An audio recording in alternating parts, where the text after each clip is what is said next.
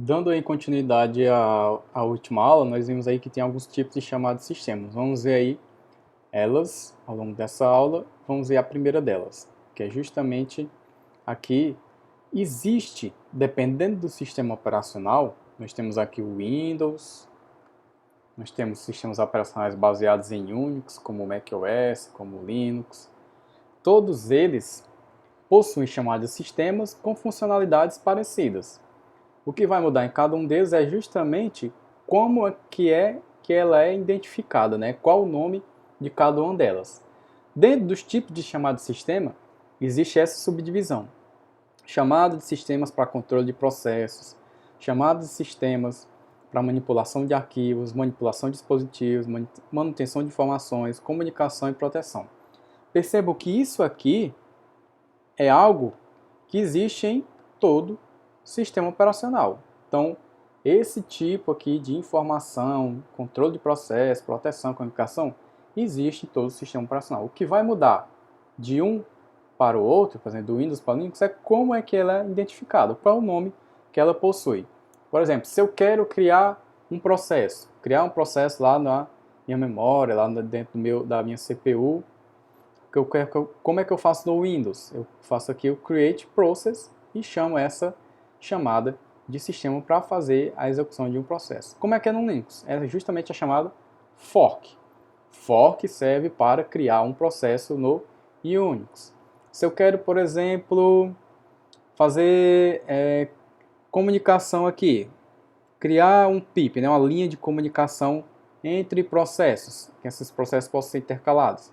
Eu tenho aqui no Windows a Create Pipe, pip ou pipe, né, e tem só a execução aqui da função chamada pip no Linux. Então, para cada uma dessas funcionalidades, dessa parte da estrutura do meu SO, que vai executar isso, eu tenho uma chamada específica. Essas são as mais comuns. Com certeza, obviamente, deve existir várias outras chamadas de sistemas para diferentes funcionalidades, como deve ter para cada uma dessas. Então, ao longo aqui do slide, nós vamos ver algumas delas. O que acontece? Para controle de processo, que nós temos aqui, né? Create Process, Exit Process, Wait for Single Object, ou Fork, o Exit, o Wait aqui no Unix. O que acontece?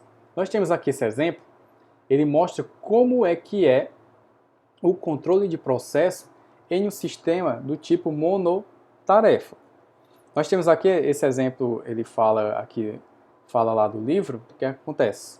Esse é um exemplo do MS-DOS, que lá no começo dele era um sistema do tipo monotarefa, aliás. Então, como é que funciona? Perceba aqui a diferença entre essa figura A e essa figura B. Eu tenho, assim que inicia meu computador, é assim que está a minha memória. A memória livre, lá, a memória disponível para execução de processo. Eu tenho interpretador de comandos e tenho o kernel do sistema operacional. Assim que eu ligo o computador, a estrutura da execução disponível de memória para os meus programas é essa. De acordo com que eu for criando processos, qual a diferença aqui?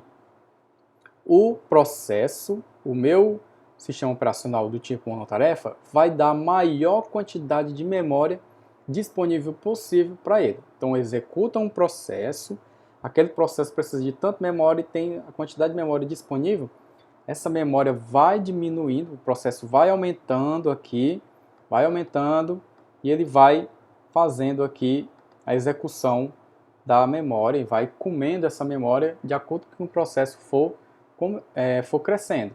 Então, ele vai dar a maior quantidade de espaço disponível para esse processo executar. Então, em um sistema do tipo monotarefa, ele funciona dessa forma, beleza? Então, essa aqui é a execução básica de um sistema de controle de processo.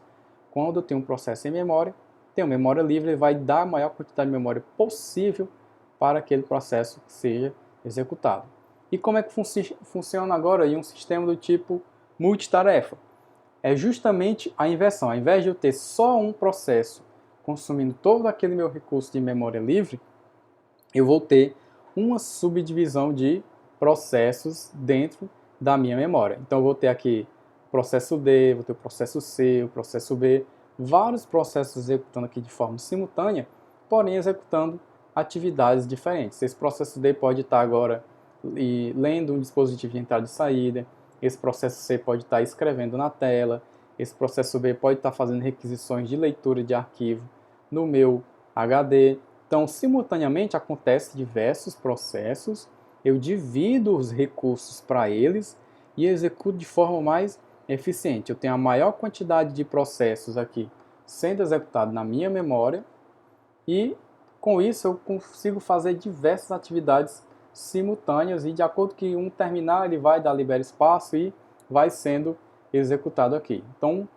obviamente nós temos uma grande vantagem aqui. Ao invés de ter todo o monopólio de um processo na memória, nós temos aqui a subdivisão desses processos ao longo da memória.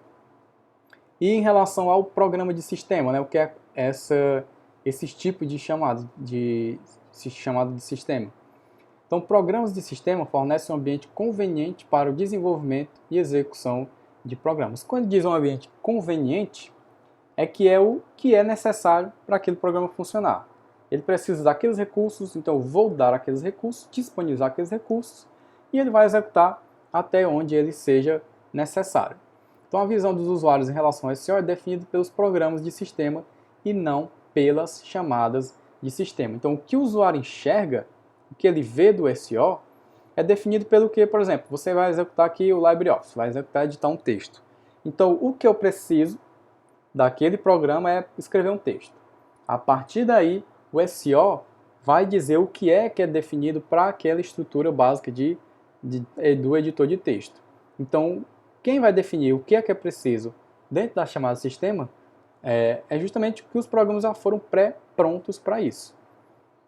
E pode ser divididos aqui em 7 categorias, vamos vê-las.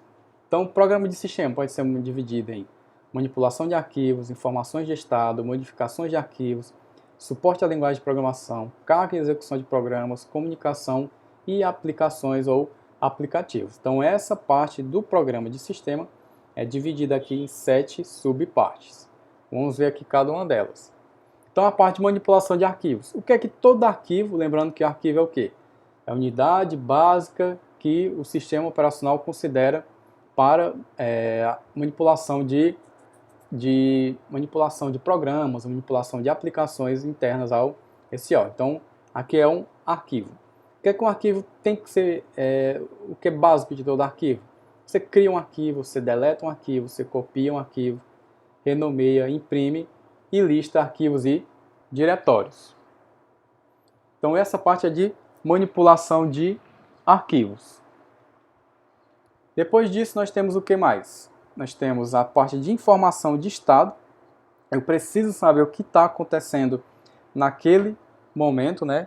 Consulta de informações do sistema, data, hora, quantidade de memória disponível, espaço em disco, número de usuários. Então isso aqui é importante para saber quem está demandando recurso, quem está utilizando o quê. Eu tenho mais ainda informações detalhadas de desempenho, registro de execução e depuração. Vou utilizar aquela parte lá da estrutura do meu SEO, que é a parte de contabilização, né?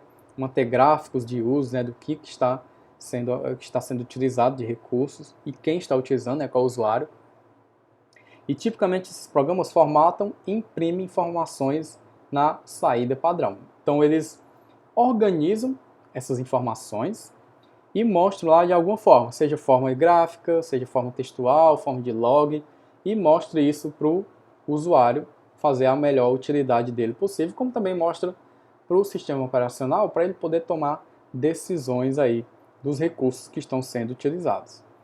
Dentro do programa de sistema aí, tem as modificações de arquivos, editores de texto para criar e modificar arquivos, é justamente o que faz um LibreOffice desse, faz o Word, faz o Excel. Comandos especiais para localizar conteúdo em arquivos e realizar transformações de texto, transformações no texto. Eu tenho uma estrutura básica de comandos que vão ser responsáveis para fazer busca, para fazer edição de textos. Então, na parte de modificação, ele já trabalha justamente isso. Eu tenho um texto pronto, um arquivo pronto, seja o que for, e vou modificá-lo ao meu bel prazer. Suporte à linguagem de programação, né? Um programa de sistema tem que ter esse suporte, basicamente. Compiladores, montadores, depuradores, interpretadores. Toda essa camada aqui o meu programa de aplicação, meu programa de sistema tem que fornecer para os meus programas sejam executados. Quando você vai executar lá um programa Java, tem toda lá a estrutura do meu sistema operacional, juntamente com a JVM do Java, vai fazer essa parte de compilação e vai fazer a divisão da linguagem lá entre o programa aplicativo, entre o programa com o bytecode, fazer toda essa diferenciação. Então, o meu programa de sistema tem que fornecer isso. E a carga e execução de programas, né, os carregadores, tem que levar de algum lugar, de algum dispositivo para levar para outro que isso seja executado. Trazer, executar lá no minha CPU, trazer para a memória RAM, depois guardar isso no meu HD. Comunicação, prover mecanismos para criar conexões virtuais entre processos, usuários e sistemas computacionais. Então eu tenho que interconectar todos os meus dispositivos, todos os meus recursos computacionais para a execução dos programas, para que eles possam saber quem está sob prioridade com aqueles recursos. Eles precisam realmente manter-se informados sobre quem está utilizando o quê. E os aplicativos, né? Navegadores, planilhas, RGBD, jogos, precisam ser, com toda essa parte aqui estruturada, precisam estar organizados e com recursos disponíveis pelo SO, organizando as chamadas de sistemas e demais recursos que venham a ser necessários para utilizar. Então, os aplicativos aqui entram na parte de programas de sistema. É tudo que a gente já utiliza normalmente no sistema operacional. E dentro do projeto de implementação de SO, não há uma solução única. Assim como você faz qualquer programa, em qualquer linguagem de programação, tem lá um programa para fazer qualquer tarefa, pode executar a mesma tarefa, porém de formas distintas. Então, nós vamos deixar aqui para essa aula ficar muito longa, para o próximo slide.